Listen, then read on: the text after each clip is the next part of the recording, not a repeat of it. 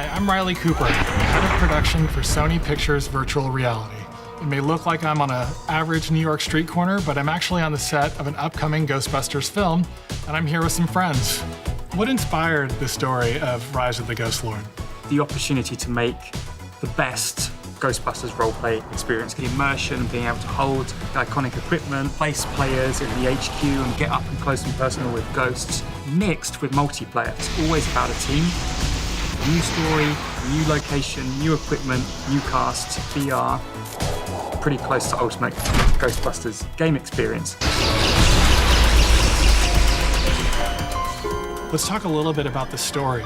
Imagine that the Ghostbusters have set up franchises all across the state, including San Francisco. It's been really quiet, but there's been no activity for ages. Okay.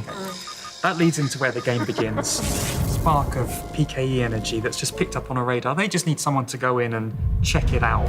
Inadvertently, we happen to release this threat, the Ghost Lord. He went to university with the Ghostbusters and he studied under them at Columbia University in New York. His mission, his objective is to bring about the first undead city in the world, and he's chosen San Francisco. Obviously, it's got some iconic locations. Chinatown, for example, it's got its own unique design, whereas Alcatraz is completely different. Like, Chinatown is very vibrant, but then you've got a place like Alcatraz a bit dark and grim. And you can't have a game in San Francisco without having the Golden Gate Bridge. That's a big key point that you need to have. And our levels that are on there, our jobs that are on there are amazing. You can see amazing things while you're on there. And we were inspired by Ghostbusters Afterlife. And so all of the ideas that we had, all of the ghosts, all of the stories went via Ghost Call, and Jason Reitman, of course. Time of the Ghost Lord has come.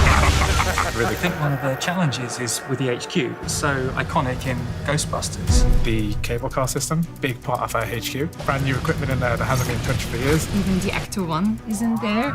It's for you to use, enjoy, and have friends come over. And it's an amazing place. We got these lockers, and in those lockers is where you can change the attire of the avatar that you're playing as, especially in multiplayer. And there are some amazingly diverse and really unique outfits that you can choose from. You can get some really unique loadouts, that are different to what your friends are using. So just really tailor it to how you want your gameplay experience to be.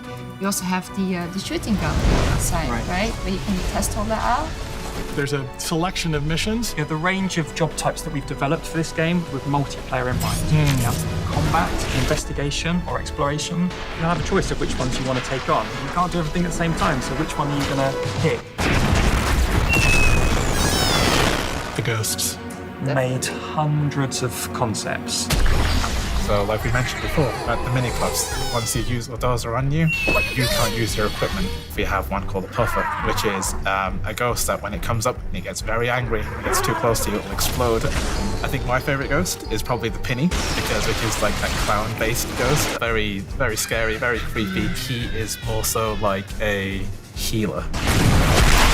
And because when you look at the Ghostbusters movies, the ghosts are actually really different from each other. And so we're looking at that from the point of view of making this authentically Ghostbusters, but also partly from the point of view of the gameplay. Yeah, that was a big thing.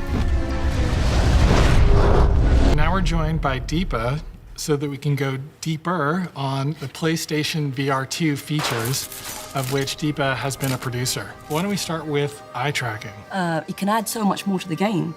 The ease of which and the power and the accuracy that eye tracking provides on the PlayStation VR 2. Why don't we use it to kind of track the characters' eye movements? It was just mind-blowing. Things like foveated rendering, where they're actually being able to optimize the game even better. Going to the basement in the factory and the lights are all red, but it's dark, and you want the player to suddenly feel like they don't want to be there anymore.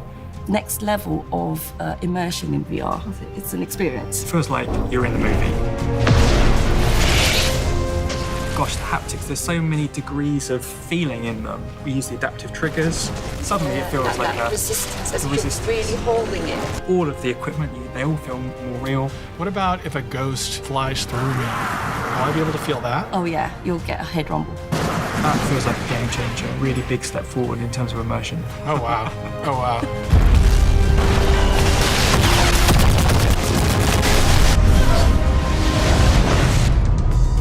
That was so great to hear everything about the upcoming Ghostbusters Rise of the Ghost Lord and the features that are going to be present on the PlayStation VR 2. Thank you so much. We can't wait to see you in the game.